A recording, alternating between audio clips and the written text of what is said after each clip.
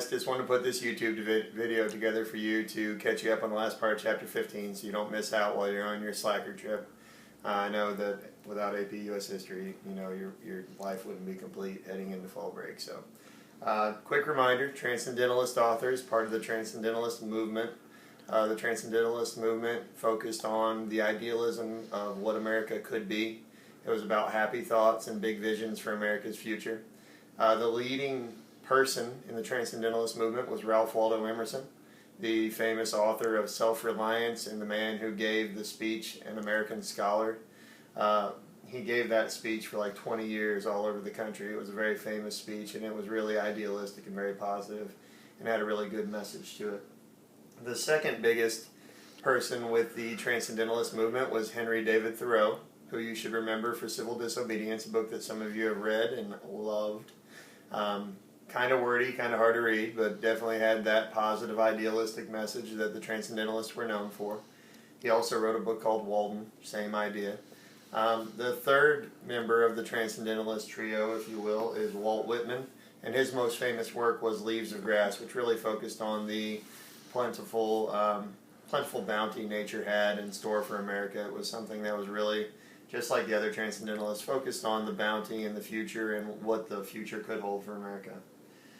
Just to liven things up a little bit for you guys, I decided that perhaps for the last part of chapter 15, the new stuff, I would bring in a guest speaker. So I would like to introduce to you the lovely and talented Mr. Professor Rufus Peabody.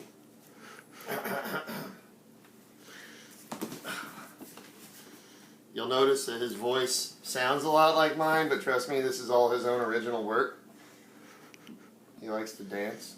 He likes to salsa.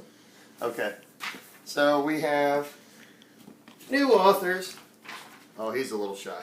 There you go. We have the new authors that we have to talk about. The most notable of the poets from this time period, you don't need a book, is that what you're saying? The most notable of the poets from this time period are Henry Wadsworth Longfellow, who was a poet who was just loved by the masses and loved by Europeans.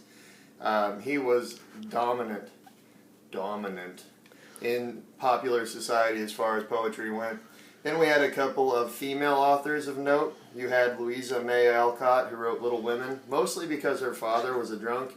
Drinking's bad, kids. Yes, I know. And so he doesn't like drinking either. Drinking is bad, and she had to write this book in order to take care of her mother and her sister. Then you had Emily Dickinson, who's a really interesting case because she was a recluse. It's not boring. There's no yawning. She was a recluse who, you know, basically wasn't published until after she died. After she died, someone found her work, they put it out there, and she has since become one of the most noted and celebrated American poets. So Emily Dickinson definitely deserves to be remembered. In the category of people who are a little bit different, you have Edgar Allan Poe, who is famous for kind of the ghastly, ghostly side of things. It's appropriate for October to be talking about Edgar Allan Poe's work, The Raven being his most famous work, The Fall of the House of Usher being another. Really kind of dark, creepy stuff that he wrote, and he ended up dying young, drunk in a ditch in Baltimore. Sad. But we do get the football team, the Ravens, based on his work, which is another reason to dislike his work. Because, yeah, they're the Ravens. They suck. The final couple people we really need to talk about are Nathaniel Hawthorne, who's famous for writing about kind of the seedy underside of life. He talks about the moral implications of knowing about a murder but not talking about it.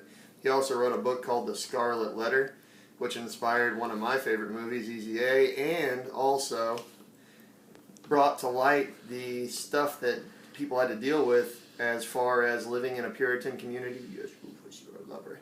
And what would happen if you were an adulteress and how you had to be dealt with in societal means. People were ostracized and treated very differently.